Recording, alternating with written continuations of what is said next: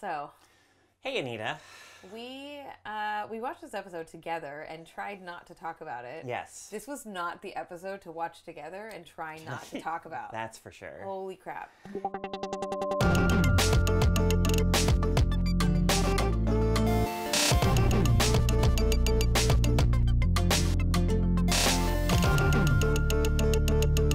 Yeah. Pretty eventful episode, I guess we could say. Wow, man. Okay. But, yeah. It was...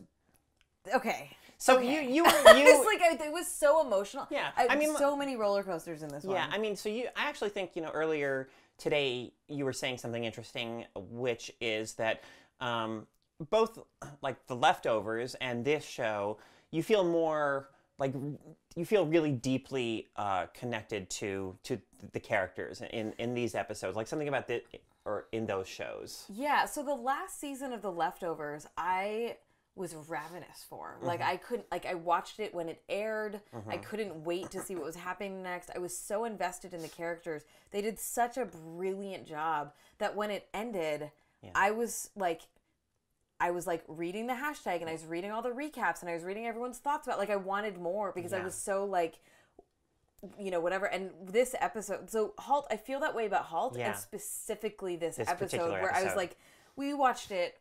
We've been at Seattle at Geek Girl Con. We were so tired and we're like, man, we got to watch this right now because we have to squeeze in recording this. Yeah. And it was, we were exhausted and I could not sleep because I was just like scrolling through Twitter and just like processing and thinking about it. And I think that there's some special magic to why we have fandoms, being at a convention that is built around like geekdom and fandom that is warm and welcoming to a marginalized people just reminds me of how much media matters to us. We have these deep relationships and connections to them. And like, regardless of what the fandom is, we're so connected. I agree. And I think that part of what makes Halt so powerful and made, this episode in particular really powerful is that it is it's a show about people who are really trying to be good people and connect with each other and live like, meaningful lives. It's not a show about, not to take anything away from other shows out there that people love, but there's some, or it's not like a show about trying to conquer some fantasy territory and, where characters, get slaughtered every other week or whatever. This is a show that I think has a lot of the values that that we really want to see more of in media, right? Yeah. So shows that I find for me, shows that are about characters and that are about the relationships between characters. Like, yes, we're both interested in the tech aspect of it. We love this stuff, the gaming aspect of it, but it could have been anything with these characters, and I think we still would have been attached to them. Yeah. And that was something that The Leftovers did really well, because that whole show was about relationships between people and the grief and the loss and the trauma and, like, the dysfunction of it. Yeah. And you could say, similarly here, that it's about, like, trying to be less dysfunctional with one another. Right. And this, so when we watched the episode, it started off amazing. Like, I was like, holy crap, I feel so warm and like this episode rocks, right? And so right before the intro, there's all this stuff happening, right? Cam is in her element and she's really happy, and Boz is being Boz and being mysterious and weird, and then you find out that he's about to get married. Yeah. And like, it's just, everyone is like, you're building these really beautiful connections between people. Right. And I immediately, as soon as it cut to the intro, I said out loud, something bad's going to happen. Yeah. And I was like, there's no way that this show is going to just be a happy episode. Right. And I mean, it's been in my head ever since the podcast I did with Ryan a few weeks ago, where he specifically mentioned, like, we were speculating about where the season was going to go, and he brought up, Gordon's illness, which had kind of fallen. I mean, I think deliberately the show had kind of almost wanted us to forget about it, because Gordon, in a way, he's living in the moment, right? That's in that strange way. The illness has led him down a path that has brought him to a better way of living his life, being more, appreciating what really matters, right? The connections with other people, being in the moment, and you know, obviously, yeah, like, but the illness that the show has developed in the past was not going to never be brought up again. Yeah, exactly. And like in the last episode, him burning the books was just like, you know, they're dropping hints, right? Yeah. And so we all assumed that Gordon was we assumed he was going to die. Yeah. I was not expecting that to be the thing. Like in this episode. Like I figured it would be something bad. Right. I figured it might be about Gordon. I didn't like, okay, I know I'm jumping forward. Yeah. But at the end, when you get the call, when Katie walks in and you're like, something is happening. Yes. Okay, hold on. I'm going to back up even more. All right. Halt. Okay.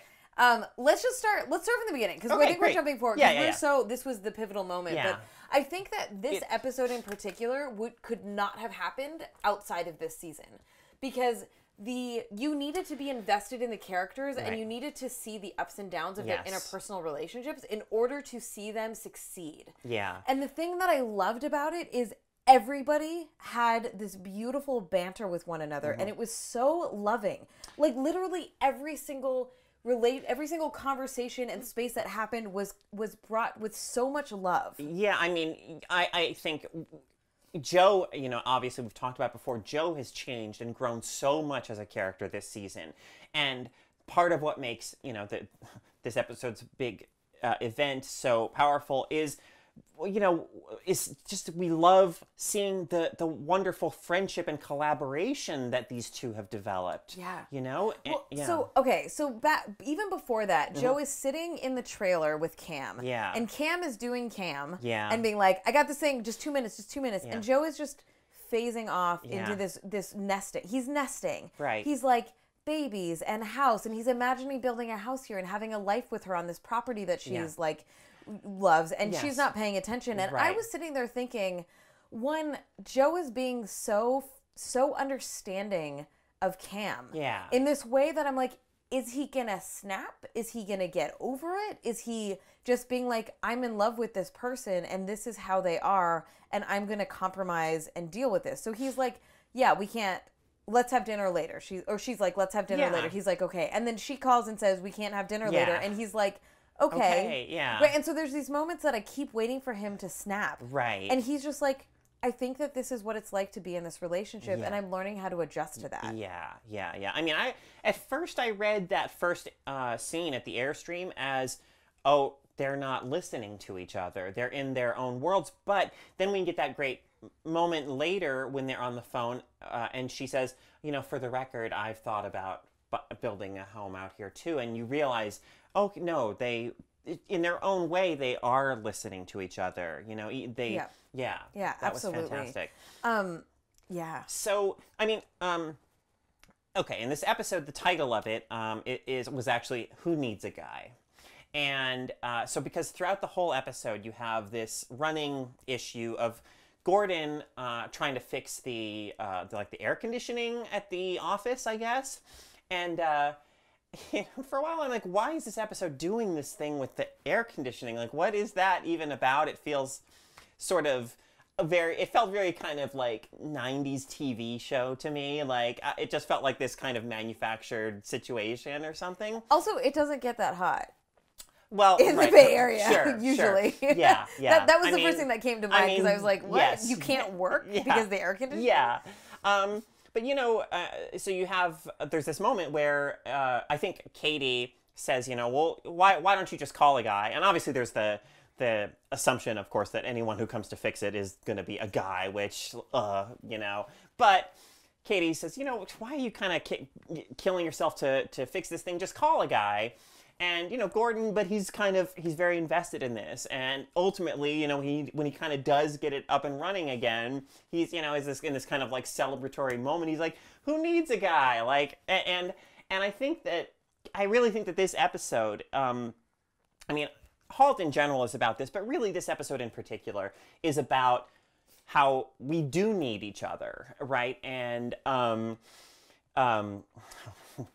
just lost my train of thought, but it's okay. Yeah. Yeah. Well, and so the thing that you had brought up earlier when I was thinking about Joe's relationships, and you were talking about Joe and Gordon, and like coming back to this, watching Joe and Gordon like banter, and it you know, they're disagreeing and they're having, you know, but there's so much love there. Like it's a combination of both how they wrote it, but also how they acted it, which clearly they know what's coming. So like I'm sure the actors had that in mind. Yeah. But watching them navigate this difficult space of relaunching or redesigning and relaunching and that whole thing. Yeah. I was just like, I just felt I had so many feelings. I felt so warm and fuzzy watching all of these relationships. And I just kept thinking, like, watching Gordon with Katie and watching, like, they're building all of these spaces. And that's why you're like, oh, something bad's going to happen because this is too good for the show, right? Yeah. Where my mind was going to go before actually is, I mean, the one character who's left out of, for the most part, of all this love, all this bonding, all this connecting is Donna. And, you know, so I was concerned about her. First of all, there's a point in the episode where, she's offered a drink and she just asks for water. And I thought, I mean, good for her, but also I didn't feel like the show had really realistically showed her kind of wrestling with the alcoholism, and I thought, like, that's kind of abrupt. Like, I wanted a little more of that, but then we do see her at home later playing Pilgrim, and she's still got the glass of wine. I had the exact same. I was like, oh, water. Oh, interesting. And then you're like, oh, no. So that's it. Like, why did they do like what? I don't quite know what they're trying to say. I think it's saying that Donna is publicly, like, to people around her, she's like trying maybe to present as, oh, I had this issue, but I'm trying to deal with it. But really, she isn't fully able to cope. And so in this episode, though, okay, so just to quickly set up, you know, early on, Donna tells Gordon just some stuff about, like, Comet and Rover and, like, her idea that people, that Comet may sort of be in a better position because, you know, I don't know that the site, I think maybe the site that people actually want to stay on is going to end up being the winner. Which basically sounded like Yahoo. Yeah. Like they're going to have the write-ups of, the, you know, the sports and the politics and the whatever you might be searching for. Here's a story right here. Yeah. And of course, Joe, who has a lot of valid reasons for being very suspicious of Donna, you know, ultimately he goes and he confronts her. Which, before you continue, I think is really interesting because Cam bailed on him for dinner, and then he was like, well, I'm going to work with Gordon. And then Gordon was like, I got to go hang out with Katie. And so it's an interesting moment because you're like, I think he only went to confront Donna because he was bored and didn't know what else to do. Right. Joe has nothing to do on a, you know, Friday night or whatever. Poor Joe, like, all of his plans fell through. But he gets to Donna's place, and, you know, there's this really, at a certain point, this really honest moment. Donna, Donna kind of explodes a little bit, and she says, like, you won, Joe. You have Gordon, you have Cam, you have Haley.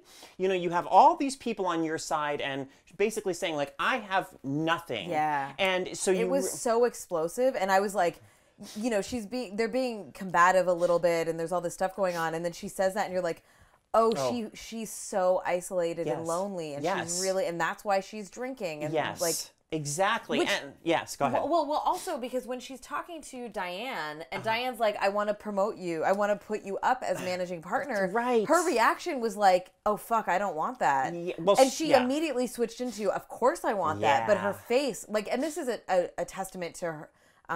Carrie Boucher's acting, where you're like, you can see the tension even though the words coming out of her mouth were, and it was so subtle, right? It was so beautifully done. Yeah, but and as a viewer, for me, that was this kind of gut-wrenching moment because my feeling is, Donna, get out of that world. That world is not you. It's kind of killing you. It's kind of eating you up inside. That world is part of what's isolating you.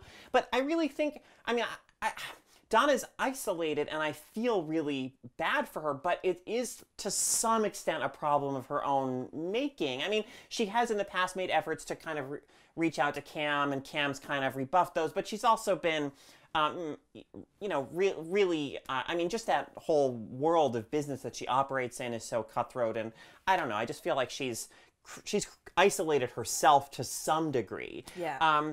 So for episodes and episodes now, there's been this thing happening of Donna playing Pilgrim, and she never mentions it to Cam. She doesn't, she saw Cam at the end of last episode. I thought for sure she was going to say something. She didn't, but I really, and in this game, in this episode, she beats Pilgrim. She becomes obviously the first person ever in the world. Like, she understands the game well enough, and maybe Cameron well enough, to finish the game. And that's like remarkable, because this game is supposed to be so, so difficult to penetrate. Totally obtuse. Its logic. Totally obtuse. Yeah. So, I really feel like they're building up there to something's going to happen. Donna and Cam are going to have some kind of reconciliation. Yeah. Well, I think everything, like the reveal at the end is that all of these relationships are going to come together and also be strained at the same time. Right. Also, the fucking woman that's funding. Yes. I feel so weird about that. Like, who the fuck is she? Like, I feel like Cameron has kind of gotten herself into the situation where she hasn't even asked, like, the basic questions of, like, who are you and what... Because they had that conversation, they're kind of smoking pot and walking in the forest. And the woman sort of says these things that makes me think, like, are you going to kind of take Cameron's work and use it for some, like, military project? Are you like with the government or something? Yeah, because she's like, game, cool. Yeah, Blizzard's already doing that, cool. Yeah. And then she's like, what about science? Yeah. What about medical? And you're like, what is going on? Right. And also, I think the character's written weird. It's acted weird. Like, I know it's kind of supposed to be suspicious, but it feels so wrong. There's an extent to which, at this point, my feeling is, does Cameron know more than we do? Like, has she asked these questions and they just happened off screen? Or, it feels unnaturally vague. That Cameron wouldn't understand better what kind of situation she's in. Yeah, so either this is just a weird thing that they did and they're not going to know what to do with it and it's just going to fall by the wayside. Or, which is unlike the writers on the show. Yes. Or, it's going to be a thing. Like, it's going to be a part of this thing. Because because it would be really weird to introduce a recurring character just to give Cam inspiration. Yeah, absolutely. Somehow, what I was seeing is that this kind of going to hell, when Cameron kind of realizes who this woman is and what her designs really are, and then that kind of propelling her into a working relationship with Donna again, to like, because she mentions Donna. She's like, you worked together. That's right, she does. Mutiny. Yes. What happened? She's asked. Yeah. She's like digging in there. So. What the fuck? It's so strange. It's very strange. It's like, if I don't understand why Cameron isn't being more suspicious. Like, is she just being this just blinded by someone's just gonna pay me to do this cool shit that I want to do anyways, living the dream? It almost like it's just. I know Cameron is impulsive and everything. Joe would be weird about it too. Yeah. If she I just don't understand why Cameron isn't at some point okay, what the fuck is really going on here? Like, who are you and what, So maybe this is all setting up to that. It's just weird that it hasn't happened yet. Yeah. I guess, I don't know. Yeah. All right, can we talk about how I totally had Haley's haircut? Oh, yeah! She walks out with this horrible, half cut, half this, and I was like, yep, totally did that. So watching Gordon be better about Haley. Yes. Watching him say, Joni was like, why didn't you talk about her hair? And he's like, what good would that be? And you're like, that's good parenting, right? Yeah. And then being like, I just want to let you know to Donna, don't be surprised, but this thing happened. And then you see Gordon, so part of the bonding with Gordon and Joe was Gordon being like, I'm really sorry I was a dick to you. It's hard for me. That's a really big thing to say. That it's hard for me that you know my daughter better than me. Right. And being like, help me figure this out. Exactly. Solving the problem together. Exactly. And then and then being like, you didn't. So I'm like, so I was like, oh my god, did Haley see him before they went Right. out, and then they went out, but did she come back Right, late and right, just walk right. into that news? What is like her last memory? So she's probably, I'm assuming the last memory is her talking to Joe and being like, is my dad there? Yeah. And the scenes of, okay. So, Yeah. so then, okay, as soon as Joe, I'm not very good at predicting things in shows. I'm really bad at it. Okay. As soon as Gordon Yes. watched Donna walk in and not say anything, I was like, this is a hallucination. Yeah. And he's about to die. Yeah, absolutely. Actually, no. This is a hallucination, and he's about to be really, really sick.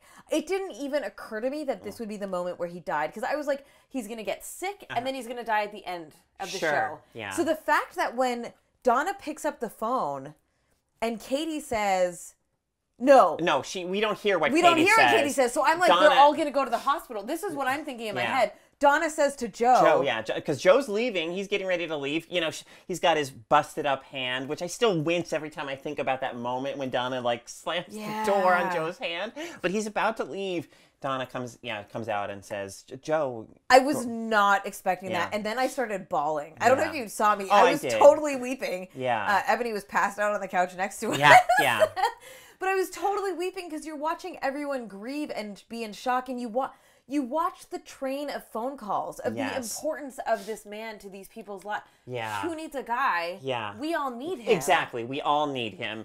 And so it's like dominoes, and you're watching it, and you're feeling, you're just like, you're hearing Gordon died again and again and again in quick succession, and I'm bawling. Yeah. Because and it's so, I mean, there's something so powerful about then, you know, the sort of final image, we have Joe back in the room where it's like just hours ago, Gordon was standing right here, and now he's gone, I mean, when you have that happen in your life, like a person who is just suddenly gone, it's tremendously like surreal and difficult and painful. And the fact that, I mean, relaunch, like that word on the board, like we're just about to together somehow figure out, go through the process that's kind of defined all their time together, creating the computer in the first season and everything that they've collaborated on and done together. And now Gordon's not there anymore.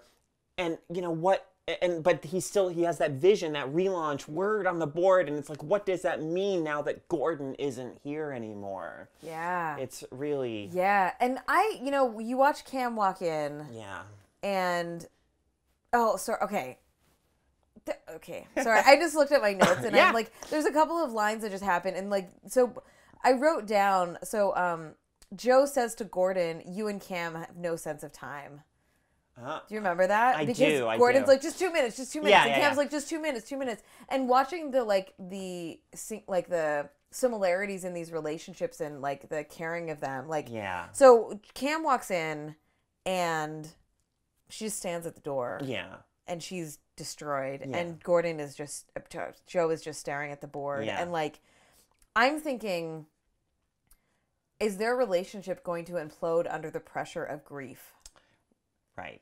We have, what do we have, 3 more episodes? Well, 2. So one 1 hour episode and then a 2 hour finale. Okay, so 3 episodes really, yeah. So like that's 3 hours to fill is a lot. Yeah. Like, so we've been talking, Donna's going to come back and somehow work with them. Is that going to be a thing? So the question is, are they going to come together, or are they going to get more is there going to be more divisions? Yeah, I mean it's a good question. I mean, my feeling is that this show ultimately its values and its core is about connecting. Like, as difficult as it is for us as human beings sometimes, all the things that we let get in the way, all the shit that we have to deal with all the time, I really think that they want to leave us with, Gordon would have wanted them to love to be there for each other, to love each other. And I don't think it's going to be easy. It's not going to be without tension and drama. But I really think that it's going to be ultimately about them maybe coming to a somewhat uneasy kind of balance, I but feel like some kind of like, we love each other, we're family, you know, and let's kind of help each other in this world, you know? I do think that they'll ultimately resolve in that way, Yeah. but I think it's going to be tense getting there. Yeah, I mean, for sure. Because, Donna I mean, still like- has a lot to work through, Yeah. I mean, well, she has a lot to work through, but also, I mean, and work to do with reconciling with other people. I mean, and then Joe has to somehow I mean, totally speculating here, but Joe will have to do some forgiving or somehow working to like to let her back into their circles. Grief and loss is so traumatic and so intense that like, and how people deal with that, and like whether you know, historically Cam has like run away. Right, that's so true. Yeah. Is she gonna run away again? Yeah. Who knows? Is she gonna lean into Joe? Is it, you know? I mean, we've seen. Yeah. Is there gonna be pressure of Joe? Right. To like make sure that this company succeeds in memory of Gordon. Right. Right. Right. Like, and the kids. Yeah. I mean, this is the thing too. So, I mean, I've really grown to be concerned a lot about Haley these past few episodes, and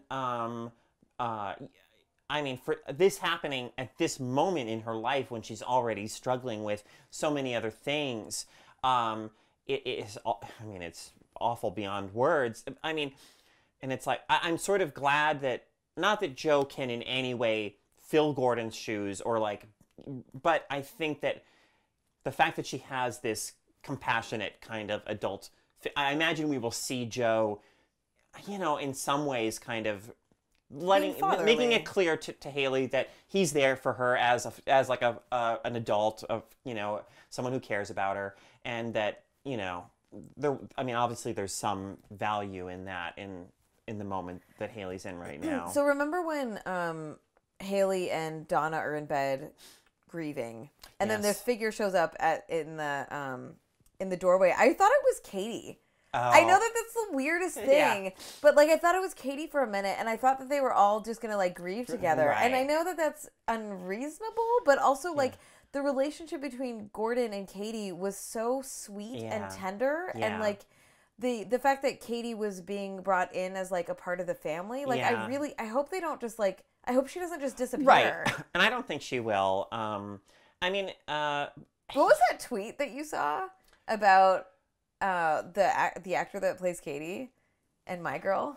Oh, right. Yeah, something like, oh, well, clearly, you know, having a relationship with Anna Klumsky in anything is the kiss of death. It's such a good tweet. Yeah. I love it. You know, but I think too about like one of the last moments that, not the last moment, but one of the last moments between Gordon and Donna was a moment in which he got to tell her, you know, like you're not that cold-blooded, and you're not that right. That makes so much more sense now. You know, and I love the person you are. I think that and his last memory, his hallucination was all about Donna. Her and that was it was emotional and sad, and also really beautiful. Yeah, exactly. And it reminded me a little bit of the it's sort of a weird, I mean, obviously a much shorter, but kind of a weird mirror of the very beginning of the season, where there's that kind of montage following Gordon that leaps forward through time. Here's something that kind of leaps backward through time. And also in terms of like that, like when Donna told Gordon about like what was happening with Rover, it reminded me, I felt like it was a role reversal of when like, it's not the same, but when Gordon was like, hey, I have this idea, and then she went and took it. Right. I felt like there's like this swapping and trading of information that was happening. Yeah, definitely. Oh, man. This was such an intense episode. It wound up being pretty intense, that's for sure. Yeah. Yeah. I don't even, like... Yeah, like, I know. And I feel like there's so much more to say, and like, but some of it is just... I don't even know what to say, because some of it is just like, I just have so many feelings. And I don't know how to necessarily articulate the impact of all of it. Not just the end, right? Like everyone, like when I was looking at Twitter, everyone was focusing on just the end, obviously. Sure, understandably. But the end wouldn't, of course, would have been impactful, but they did such a good emotional arc of the episode. Leading up to it, It was, Yeah, I mean... I love all of them. I know. It's so such much. a great cast of characters. And I mean, just seeing them as a kind of family who is there for each other. I think in the upcoming episodes is going to be. I mean, it's going to be very poignant. It's going to be sad, but I think it's going to be. There's going to be a lot of difficulty and drama, but also a lot of love there too. Yeah. All right. Yeah, and yeah. There's already a lot of great writing about this episode out there. I haven't had a chance to look at too much of it, but so people interested in more. There's great stuff on the AV Club and on Vulture about this episode. People are hailing it as one of the best, if not the best episode in the run of *Halt and Catch Fire*. And it's very powerful. Yeah. Yeah, cool. All right. We will be back next week with more about... I suspect that every episode is going to be packed from here on out with just a lot of meat to talk about. A lot of emotion. Yeah. Just a quick plug. Ebony and I started a Star Trek Discovery podcast. So if you want to know more about that, that is on feministfrequency.com as well. Please share this with all of your Halt and Catch Fire friends if you have any. Let's all grieve. I know Halt and Catch Fire is the best show on TV that nobody watches. I know. There was that tweet yesterday of somebody saying that in 3 years everyone's going to find Halt and Catch Fire on Netflix and be like, oh, this show is great. Yep. It's sad that it didn't find its audience, the audience it deserves while it's on the air. But I think it's going to be very fondly remembered in the years to come. All right, we 3 more episodes. Yeah. We'll see you every week here after. Yeah, let's all grieve together. You know, just come back and we'll all grieve together. Yeah, we'll have cupcakes or something. Yeah. All right. Bye.